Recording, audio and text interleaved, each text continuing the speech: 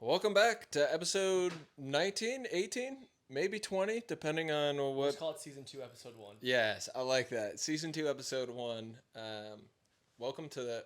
We're mostly looking at this one, but we'll bring in this one for cool shots for like that type of maybe it's a cut edit. I don't know. Welcome to the home. Welcome to the home. Alex, the people want to know why haven't we? Well, one person we know for sure. Why haven't we been recording podcasts? We've been busy. We've been really busy. You've got like 3 jobs this summer. I've got a job and been running a lot, and our schedules just haven't really matched up much. Yeah. Usually my schedule entails me working from like 9:45 a.m. Mountain Time to usually like 7:30, 8 p.m. Mountain Time for 40 hours a week, and the days that I usually have like randomly off during the week are days that you're usually doing something for busy or umping or one thing or another. So. It's been wild, and I feel like the last time you were in town, that's why I'm happy we're doing this, because even though the last time you were in town, we couldn't find the time to even get a run in together. It's like, bro, this is ridiculous. Yeah. So we're back. We had a really solid run. That tore me up. I know. On Sunday. I know it was me hard when that first uphill felt hard. I was like, oh no. Oh, and I was talking to Kellen yesterday about it. He was like, you were rolling on the hill yesterday. I was like, yeah, well, that's what happens when Proctor's out there. It's just but that tore me up. This summer's been busy. Like you said, I've been working 4 different jobs, busy, umping. I'm doing the event setup and tear down, and then doing some stuff with the Date Night podcast and other just miscellaneous things. Plus YouTube. That honestly is a ridiculous full-time job that gets paid traveling dollars on the cents. Running and dollars on the cents. Dollars on the cents. But yeah, the beer miles are wrapping up. I got to get the last few posted here, and then I'm ready to kind of move on from that, which was really fun and exciting. To spend the summer focusing more on trying to build a better foundation for sponsored projects. So that was my first sponsored project by Summit Brewing Co. and promoting the Summit Nialis NA beer for these beer miles. And that was really cool. I mean, I didn't run a ton in the month of June and July, but being able to get out there and be like, okay, if a company wanted to sponsor me and me to fulfill a full project, head to toe, content, planning, organizing, everything, could I do it? And you've delivered. I've delivered. So it's been really cool and rewarding from that regard. But now I'm switching gears and getting more into ultra running mode. I told you the other day, I was able to work my ass off and pay off $7,000 worth of debt, which was phenomenal. And all that debt was just running related debt, like drones and camera gear and raises and shoes and all this other stuff. So back. We're so back. We're ready to spend $7,000 again. But no, that's been up. That's been the summer for me. I mean, the last race I did was the Wausau last person standing. And my next race will be a month from today, another last person standing race. So kind of switching gears here. What have you been up to this summer out in Utah? Been training a lot. I've taken a few trips to do some training camps. One of which was in July in Ouray, Colorado for the 4th of July weekend. Myself, Natalie, and our friends, we went out to Ouray and spent a weekend out there getting some big training in at altitude. It's a bit higher there. I think Ouray starts at 7,500 feet. Where's Ouray? It's in the southwest corner of Colorado in the San Juans. That's where Hard Rock goes through. So we didn't get it. We were there the weekend before the Hard Rock 100 went through there. So it was still pretty busy with all the 4th of July shenanigans and stuff. It was cool seeing our friends Adam and Christina there. They live in Colorado. But getting to camp with them was super fun, and actually sleep in a tent. I love getting as many tent nights as I can in a year. Yeah. It's getting more and more hard with my work schedule now, since I work on Saturdays if I don't take it off, so that it's kind of hard to get out for a weekend when Natalie has those off. that's just the nature of my job at the running company. But we were able to get in some really good training there. And then I had raced back in June at the Twisted Fork 68K, and that went pretty well. I think I went out too hard at the start, and that one took place like above 6,000 feet in altitude, and I think that I just, for my body and my physiology just was like too much too early. So I learned a lot from that and just had to kind of scrap things together for the last like 38 miles of that, which is tough. Like the first 4 miles went well, and then 38 in the heat, 85 degrees, exposed, was tough. And in that one, you didn't have access to crew really, so it was just aid station help, which the aid station volunteers were more than enough. But I was telling Dowdle on our run that just not having Natalie there to like crew and kind of like just see her and have her support really played a big effect in me not like feeling as good. I think the aid station volunteers did all they could to like, you know, get ice in my bandana and help me out, but just having someone that you love so much and someone that cares about you so much there to like just look you in the eye and tell you that you're doing a good job kind of is hard to not have when you're used to that. So it was like kind of like one of the first ultras I've done without like a crew, which they needed to do for that race. There wasn't enough like access to the aid stations for it to be doable, but it was fun. It was cool to run Finn and Jules, Finn Melanson and Jules Campanelli's first like race that they had race directed out in Utah. Finn is the host of the Single Track podcast, and it was his first race directing race. He had taken that race over from a gentleman that had relinquished it and all the supplies. So it was cool to run that. TBD if I'll be back next year, but I might be back to another race that he's taking over, the Antelope Island series in March that I ran earlier this year. I'd done the 50 miler. I might run another one of those. Another one of the 50 milers, or? Oh, just one of the races on the island in March. Like there's like a 50K. I don't know if he's gonna keep all the distances. He's probably gonna let go of the 100 mile because kind of early for people to sign up for a 100 mile race in March. Yeah. But I think he'll at least have like the 25K, the 50K, and the 50 mile, and I think he'll keep the courses. How does that work? So you can own individual races on a weekend? Well, he's like buying the event from, or just taking it over from someone else that's retiring. The race director is retiring, so he's just taking it over and now like going to be the race director for it. But going forward. But he wouldn't be. Would he be the race director for the 100 miler? You're saying he wouldn't be. He would be, but he's probably just gonna let go of it and like just cut that from the schedule. Got it. Cut that from the schedule because not enough people will sign up that early. Got it. So maybe just like focus on like the marquee races because that race I think will grow in a bit more notoriety with the bear tag system that took place this year. Is like their first year. So there was like 8 or so like 50-ish mile races in Utah that the Bear 100 race director gave out a free entry to the first or second place female and male at each of those races. So it's drawing like a bigger competitive field to the Bear 100 and like the 50 mile races around Utah.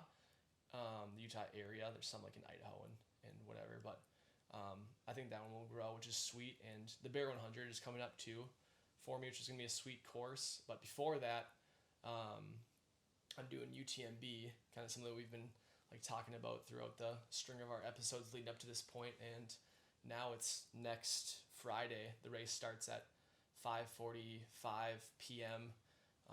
Chamonix time, and I think Central Time that's probably like 10:45, 11:45 a.m. So I'll be running through the night in Chamonix, and then you can go to sleep here if you're in the States, wake up, and I'll still be running, which is pretty funny. Insane. Hopefully, if all things go well, I'm still running and running strong. So let's get into that. What are your pre-race, expectations? I'm sure you've gone through and done, or I guess I'll ask, like, have you gone through and done the objective times that you want to get to the aid stations at, or that's not really possible because you haven't been out into the course? Like, walk us through your pre-race mindset and logistical planning.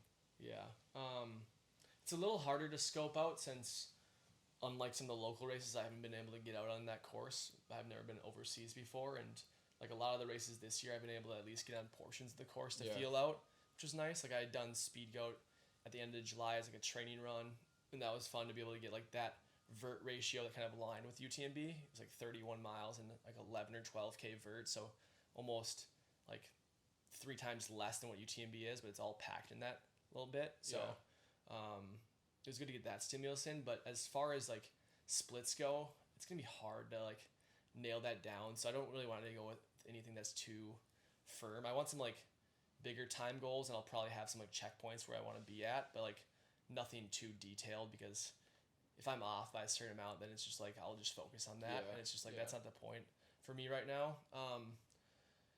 It's hard for me to be realistic with my goals and know what's realistic, because it's hard to know exactly where I'm at. Yeah.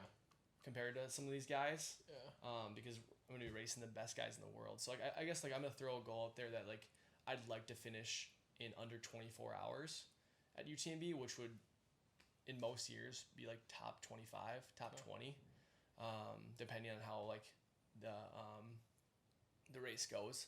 Like last year, there's a huge list of elites on both sides that just dropped out because they went out too hard, and like, they all blew each other up. So you never know what the dynamic of the race is going to be, but like I think that's why it's important at this race, especially early on, to run your own race up until at least the 50-mile mark.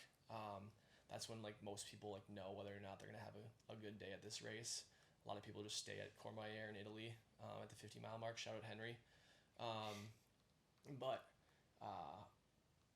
So I guess big goal would be sub 24. I think that'd be sweet. Realistically, I don't think there's been an American runner at UTMB that's 25 and under, which I'm 25 and under, to run like faster than 28 hours. Okay. Or 28:30, something like that. Like maybe it's 27:50, somewhere in there. No faster than 27:30 for sure. So I think being like the fastest 25 and under American to complete the loop would be sweet. Yeah. But like the overarching goal is just to finish it. Yeah. And I think that's the big goal for even a lot of like the professionals, which is crazy. Like they're giving the race and that course that much respect that just finishing it for even a professional is like a big accomplishment. Yeah.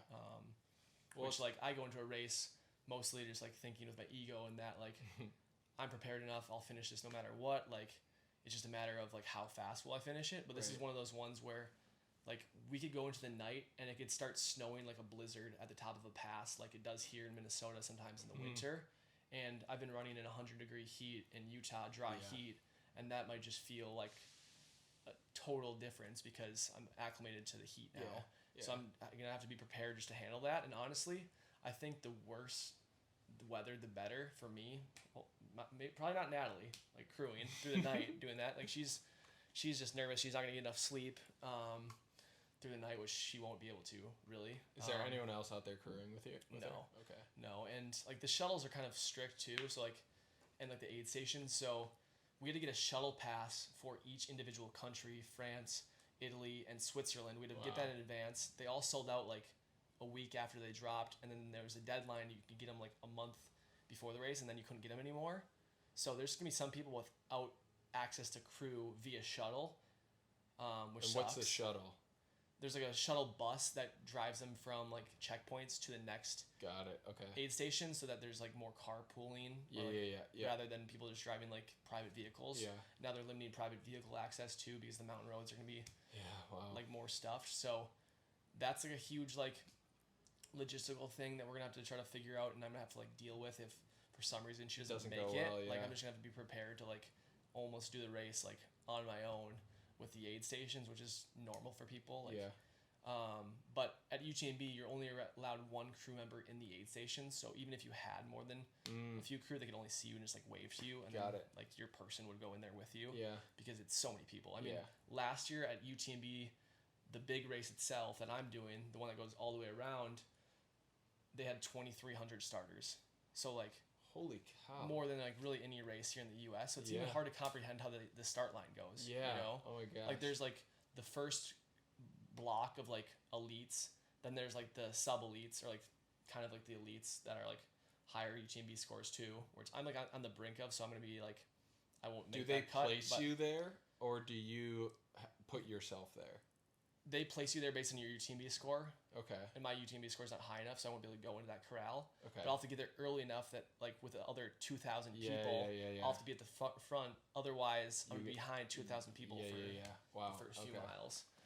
So that's, like, another thing to think about. But I guess back to, like, the goal thing, like, I think the biggest thing is just to get the experience. Yeah. And doing this so early on in my career, I guess, for, like, especially like an American is very, like, rare. Like, there's people in France and like Spain and stuff that have done this in their early 20s and stuff, but I don't think that many Americans get over there this early. So having that experience for when I'm actually going to be like competitive, right?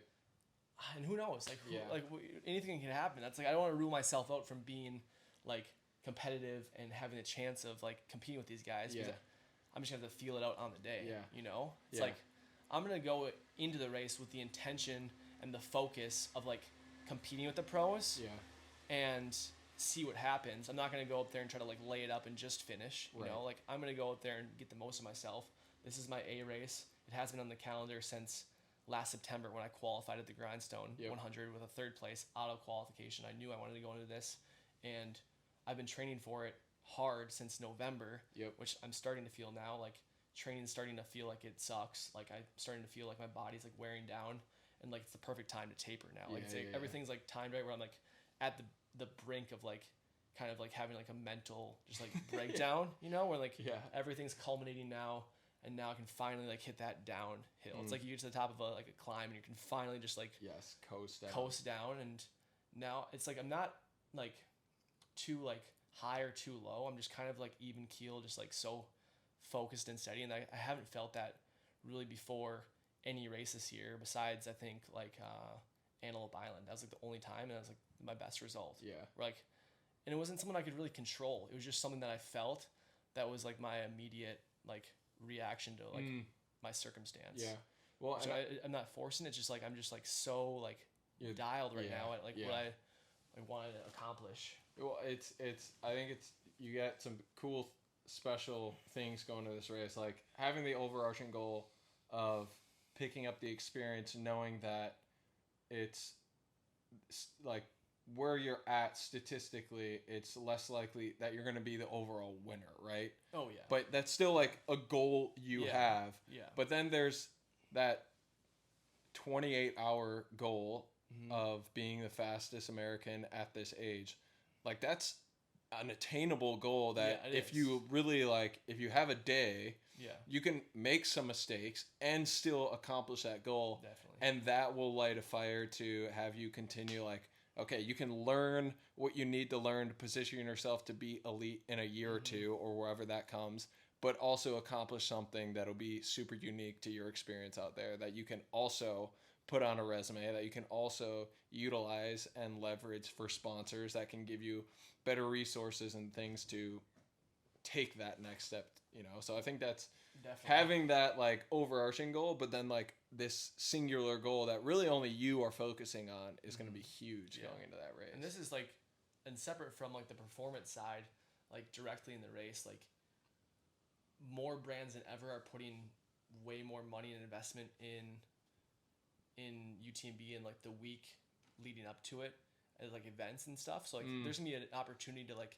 be over there and network, kind of like I did for TRE, where there's gonna be everyone you need to talk to in the trail space to like show up and show your face and like not allow them to run away or like not answer your emails. Like there, like you can, like, you're there. You can like be upfront and forward with these people, which is cool. Like it's a good opportunity for that too. Like the business side of like making it like a business in the sport too, of like making an income and trying to figure out that route. And very thankful for like the support from like my two main like brands that have supported me this year. Rabbit for like apparel, and then like their clothes are awesome. Been rocking them this entire year. Is this Rabbit right here? Yeah, Rabbit button up. And then Precision, I signed on with them after the Antelope Island 50 miler. I signed on with them like May 1st, and I've been using their stuff throughout the summer, and it's been nice. Like, they've been providing me with all the nutrition I need, all the hydration stuff I need. So that's been a huge expense that I haven't had to pay for. Yeah. Which, I mean, with the way like I'm training and the way that I want to fuel on my runs, I don't have to worry about like snipping a gel here because I'm like worried about saving $3, you know, or like at the end of my run, like, oh, I have a gel left. Like, I only have 2 miles to go. Should I just eat it? Yeah. I can eat it now because like I don't have to worry about paying for it. You know, which is huge, and that like gives me another like support and lift that I like, didn't have before. It makes me feel more confident in my training, which I can feel like the more momentum you build in the sport, the more support you get from sponsors, like how much it elevates you to be able to perform. Yeah, it's like the little things that like the sponsors aren't going to run for you. They're not going to train for you, but it's going to take away like some of like the monkeys on your back. Outside of that, they'll allow you to train at a higher level than you were before, and take you to another level that you might not have been able to reach. In that example you gave of like having 2 miles left and trying to decide, not only is that like a physical uplift in your training, but it's also, you no longer have to make that mental decision. There's no like energy wasted on that decision. So that's really cool. What else we got here? I guess, do you want to go into detail of what's to come for you, like, and how like the beer miles have been going? And I mean, who's leading the charge right now? Beer miles leading the charge. St. John's is in the lead with 88 points. So the whole point system is the number of laps that you complete, you earn a point. And St. John's had 48 people show up, which was massive. I feel like that's what you'd expect from them too, because they just show out, and their culture is just built around the brotherhood. Which is like pretty impressive, but also I don't get why other programs can't do that.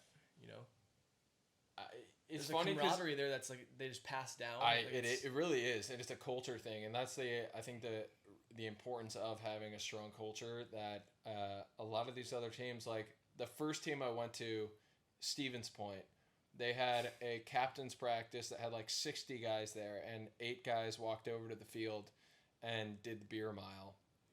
And they didn't win a single game last year. And it's like, this makes sense, because although this is out of your comfort zone and not applicable to football, it's applicable to your willingness to compete and do something regardless of how ready you are for it. And like, I've noticed that in the teams that are ready and willing to compete are also the teams that have very strong cultures and like history of success. Showing up as a team.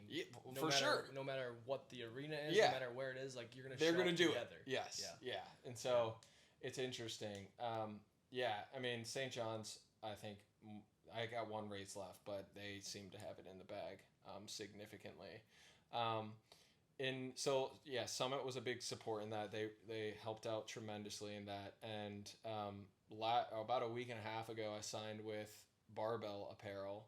So that is, I don't know where we left off, but Backyards being the new transition of like, and Nick Bear's race being a big influence on elevating that particular side of ultra running. And you saw it with like Kim and Kendall, the 2 guys that tied. Both their names are like traditionally like female names.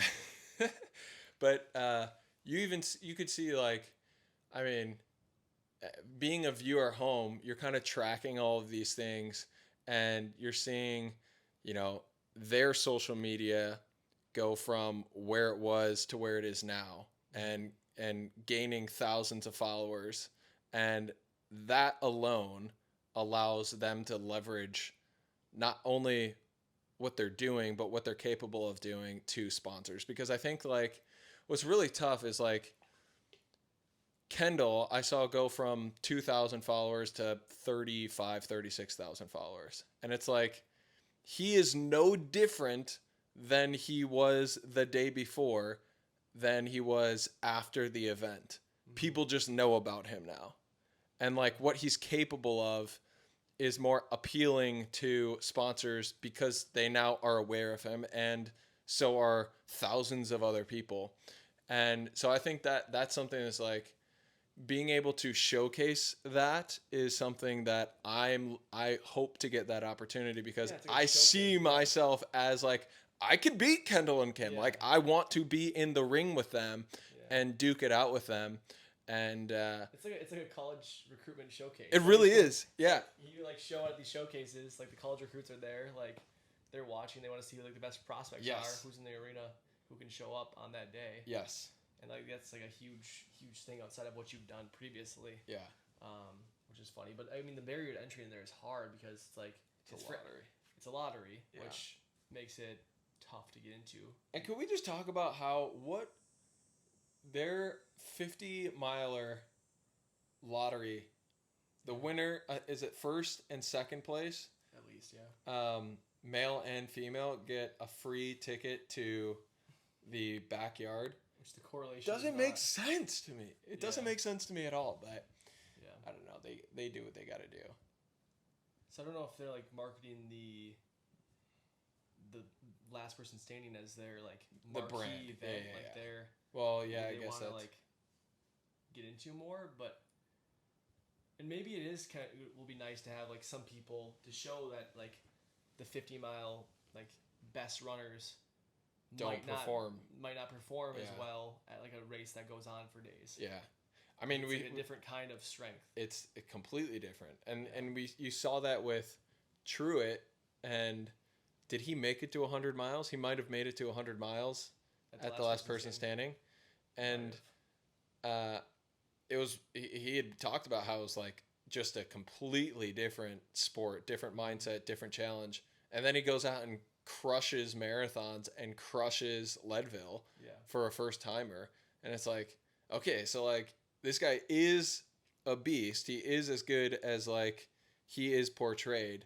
And then is like when it gets to that last person standing, there's something outside of the athletic like, prowess and talent that like separates people that event in particular. Yeah. And are you ever gonna do a last person standing? Funny thing is, that was like the first ultra I was signed up for, the Maple Grove Backyard Ultra, but I didn't end up doing it because I got into to Boston. So that's right. I was signed up, so I didn't go because it was like the weekend after Boston, and I was like, I can't do that. Yeah. Because I want to go out and win. I don't want to have any fatigue. So like I had a deferral to the next year, and I just didn't go the next year. So now that I think that entry is just gone. But I was signed up for it. But oh man, I don't know if I'll ever run one. It'd be hard. I think it'd be cool to do one that we set up again. Yeah. Like, where there's like. Maybe. There was an end in sight though, or would you want to do it where it's true, not true last person standing? Because we did that one in the winter and it was 24 hours. So 25. Yeah. But that takes away the entire challenge of last person standing. Yeah, it did. And that put me out of injury for 5 to 6 months after. Yeah, dude, that was wild. I know. That was brutal. But I think I will eventually. I just don't think I'm interested in it right now. I like the racing aspect more in terms of like getting to somewhere faster than everyone else and seeing how fast I can get somewhere, and kind of trying to improve on that. I think it'd be cool to see how far I can go in one go, but I feel like it's hard with that stoppage, honestly. Like I'd rather have like a race where you just go as far as you can go and like you can stop on your own time. But that would make it challenge. Yeah. Because like guys like Truett might be able to go like 250 miles straight if they were just like cooking at their own rate, but you're forced to play this format. Yeah, which is tough. But I think for the path that I want to go on, I don't think it would be something that would be I don't know if beneficial is the word, but something that I would like really be like interested in committing to right now. Like I can see myself getting into it more, but I feel like at this point I just want to race other people. Do you think you'd have to train differently? No, I don't think I'd have to train differently. Yeah. No, I think I could train like this, and I think I showed myself enough without like really any training for that. Yeah. At our like 25-hour thing that I can get through like the pain and like basically like a broken foot. Yeah. What was getting you through that? knowing that I had to get through it because I committed to it. Yeah. It's like I just said I was going to do it, so I'm not going to back out on you guys, you know? And it was like further than you guys had gone too, right? Yeah. So it was like I wanted to be a part of that. Yeah. And I knew people, and I think also a big thing was that people I knew were going to be showing up later in the day too. Yeah. To like run their personal best. And I was like, I can't be backing out and just like watching, you know? But yeah, I think I like the backyard format. That was like something that I thought I would be interested in more when I started in the sport. But then I think I saw, as I progressed more, like with like speed and that development, I saw more potential in my abilities in like that format more. Yeah. So initially I thought like since I hadn't had like the lifetime mileage, like the experience that I could get into the backyard ultras and kind of just grit my way through it and like beat these people that by using my mind. And then I started to like run more and I developed faster than I had thought or like I expected. So then I'm like, I want to keep pursuing that because I think it's leading me in a good direction, or it feels like the right direction. That's a good. But that was the first race I signed up for. It was like that's the first thing I was interested in. Yeah. Like, I wanted to do a backyard ultra first, but I just didn't do it. And then all of a sudden, now I'm doing other stuff. It's funny you say that because when I first started like being curious about ultra running, I was more interested in the Western states, in the Leadvilles, and my interests have changed completely over time in the opposite direction. So we like flipped. Yeah. And I think that's an important thing to know of like starting with what you think you're interested in and then being able to recognize what you're good at and also what lights you up and what can get you through those really tough days of training are so important, but you only know those things by starting. Yeah. And I was thinking about this today of like we both did, but like I was cooked after Sunday's run because I wasn't used to doing that much vert in one setting and then waking up the next day and doing that amount of miles. And yesterday's run, so we did 17 miles in 3 hours, just about. Yeah. And then the next day I did 18 miles. Today, right? That was yesterday. And that was in like 4 hours and 45 minutes. And I was like basically no elevation gain. I was finding a lot of places to sit. I was walking or hiking a lot. And this is why it's like you got to keep showing up, because I would much rather have a crappy 18-mile day than be like, okay, I'm going to take today off because I pushed it way too hard yesterday. Because when you're on UTMB or you're in a backyard, like you're going to have 18 miles that are going to be crappy or not feel as good as the previous 17. Yeah. And you got to be able to know how to like just do it anyway. Yeah, and I think having those moments, experiencing those moments in training is really important to be able to call back on during the race. Yes. And it powers you to another level that you didn't have before, because you can think to yourself, yeah, I've done this before. I've experienced this before, and I can do it again. Yeah. It's not like it's something new. You shouldn't have really too many new experiences in races. Like inevitably there are going to be problems that pop up that you're going to have to just problem solve and that you haven't dealt with before. But most things you should be able to iron out in training if you're doing enough and showing up when you don't want to. Like the days after work at 8 p.m. when it's already starting to get dark and I have to run like 2 or 3 hours like in the mountains at night by myself. I'm like, I don't want to climb this 3,000 foot climb by myself and suffer and be out here alone and then have to like run 6 miles back to the start. Like I don't want to have to do any of that. But like I'm gonna be alone at times during UTMB and like in the middle of like the mountains, I'm gonna be feeling the exact same thing. And like, yeah, sure, there'll be more carrots to chase there, which will be nice. But I think the harder you make training on yourself, the easier it makes the races and the more fun it makes it. Not to say that you should go out like balls to the wall every training, but like do things that like show up and make it hard for yourself. You know, like it's hard to do in the moment though. It's like every morsel in my body sometimes tells me not to even train because I'm like, it doesn't feel good, you know. But sometimes it's not gonna feel good. sometimes it's going to be that way, and you kind of have to just get it done. Doesn't matter if you're feeling like what your feelings tell you sometimes. But it's also like you gotta listen to your body too. You know, it's like that balance you gotta find, which is hard. Like sometimes it just feels awful, and and like the only things pushing you through are like talking to God about it and talking to your spouse. Like I talked to Natalie about it, and she like I just need her to tell me that I can do it, and that just gets me through. I'm like she's like, oh, you can go out there, just go run. I'm like, okay, I will.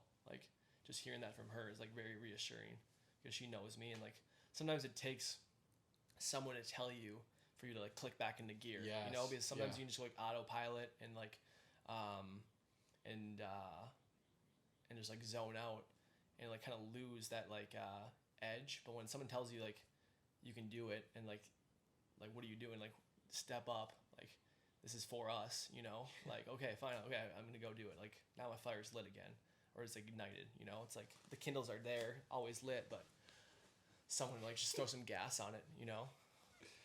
What are you laughing about? You sticking to this thing? Yeah, you sticking to that thing, and you say, you said something like it's lit. I was like, okay. Anything else in the running sphere on your end? The last thing I was gonna bring in here is how each of our walks with faith have been going, and then close it out. Yeah, I can start. I think mine's been going better. I'm starting to get into the word more than I had been previously, more often and consistently, which I feel better about. And it's not just to check the box. It's like I actually want to understand. And Natalie and I have been praying more together. We've always been praying this past like few years, like each night together. But like just now, just praying more in general, and praying before meals together like helps to kind of like recenter us. And we've been doing more like serving at our church, which has been nice. So we've been serving and volunteering our time at the nursery at our churches, which is cool because we can like do like small lessons and small stories with like the little guys, like the pre-K guys, and like the little 2 to 5 year olds, which is fun because they're like so fired up, and then they're like playing, and then we get them, you know, sitting down and snack time, and then they're all like good to go, and then we start having our lessons, start doing like our like prayers and stuff, and they're like all in, and it's cool like see like how like lit up they are already as like little guys, and kind of like motivating for me and how like I want to like raise my children, and that like having them already know so much, like and how much Jesus like loves them, and how much they should feel that love and be able to spread that to their friends. It's cool like see that they're that young and they already have like that understanding. That fire. Yeah. So like goes to show like that parents can play a huge factor in child's like upbringing, obviously, but like it's cool to see that like firsthand, like really close up, and like what I'm doing with them. How is that I keep sticking to that thing. How has that do you ever feel like there are what's the right way, like the burden of having all the answers? Like do they ask you things, or are they too young to ask you some questions that even test your knowledge or faith? Not yet. Okay. No, I think they're honestly too young, so they just like kind of just listen. Yeah. And we ask them questions more, and then they like try to answer. And they're actually pretty smart. Like they like kind of like know what's going on, and they must be reading their little Bibles too with their parents and stuff. And like we ask them if they pray, and they're like, oh yeah, we pray before bed by ourselves. Like that's crazy. Like you're like 5 years old doing that. Like I definitely was not doing that when I was 5, but it's cool like to see, and like it makes you want to like keep showing up in like different aspects too. And I think one of my callings is like working with kids and children. I think that's always been like a good strength of mine. Like I really love working with kids, and I think like that's something I need to like lean into more, because I love just like seeing how happy they are when they like learn something new and they're able to share it with like their parents, or like you know, that type of thing. So I think continuing to serve there will help. I think it takes like a leap of like being uncomfortable and like knowing that you're gonna might be learning alongside them in some ways when you're like teaching them, which is also good because then you're also spending more time in the word and you're learning yourself at the same time.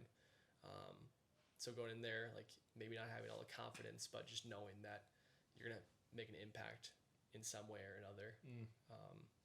Maybe not having all the answers, but being able to like kind of work through it with them. It's cool. Yeah, Lucy and I we were asked to do that for our church as well.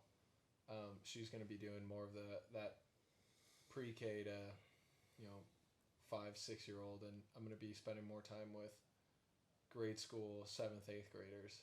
Nice. Which, it feels like that's a big part of where my faith is at right now, is like actually stepping into it. I think reading it is so crucial, but then actually taking the word to life is a completely different thing that it's not that I have fear around, I just want to be able to articulate the word in the way that it's meant to be articulated, if that makes sense. And do the word justice, and how that gets portrayed to young kids, because I think that's important. So I guess we'll see what happens from there. Anything else before we call it? Let me check the notes quick. Check the notes. See if we got anything else. Otherwise, I might be shipping off to Chamonix. Ship him up to Chamonix. I had one topic I wanted to talk about quick. I guess this is kind of on that same note, but just like people around us having babies and children and how that's like affecting how you think about that going forward. Like I think for me, seeing how many people around me and my friends and people that are close to me are having like children and raising families like makes me want to speed up the process more. Which I feel like it's hard to know when the right time to do that is, because there's so many things that Natalie and I both want to accomplish like together and individually before we start a family, so that there's not that extra responsibility to go along with what we want to do. But if you have a family, you're gonna have to accomplish these things anyway. Outside of raising the children, right? And it kind of has to go hand in hand anyway. There are some things that might be harder, like we've talked about, like Natalie really wants to hike the Pacific Crest Trail at some point. And doing that with a newborn or a 1-year-old or a 2-year-old is next to impossible. And getting through efficiently. With all the things that go along with that. So, like that's something that we've started to talk about. I think she also wants to pass, like at least her 7th exam to get a credential before we start having a family. Like she's one exam off, and that's in October. So if she passes that, like there's a good chance we could start then. But like just seeing all these families and like seeing the babies is like so tough. It makes me just like want to like be a father already. Because I have like, it's always been like a dream of mine to be like a father of like at least 3 to 4 kids and like to be able to raise a family, and like that's a bigger goal outside of running or anything else I want to accomplish. Like I want to be able to raise children. So seeing like Kellen and like that journey and everything happen, like, and all the people at our church having babies now, kind of makes me want to speed it up. And especially in Utah, when you see like all these people like working in the running store, like everyone comes in with like 3 or 4 kids. I'm like, oh gosh, like that looks like a lot. But I also want that like chaos in some ways. Like I want to be able to like have like a little team. It's gonna be fun. Like, what do you have any like thing to say about that, or anything that you've felt? I know it's kind of early for you because you guys aren't like necessarily like married yet, but I mean that's definitely something that has been front of mind for us with the wedding coming up in October, and seeing friends and family. Like I got 3 nieces, all under the age of 2.5. Got a nephew that's under the age of 1. Kellen's kid just got born like 4 weeks ago, and Truett. He was born coming out in jeans. He's got good genes. Got good genes. And Caius and Ivy and Raymond, like, they just had a newborn. So there's a lot of babies going on around me right now. And it's something I've always wanted. Yeah. And Lucy always wanted. And the thing I've tried and ask is, like, what does it take to provide? Like, what point do you have to get to feel comfortable providing? Yeah. And I really don't think there ever is going to be a point that is like, okay, now we have it all. And that's something I've been reflecting on a lot the last year.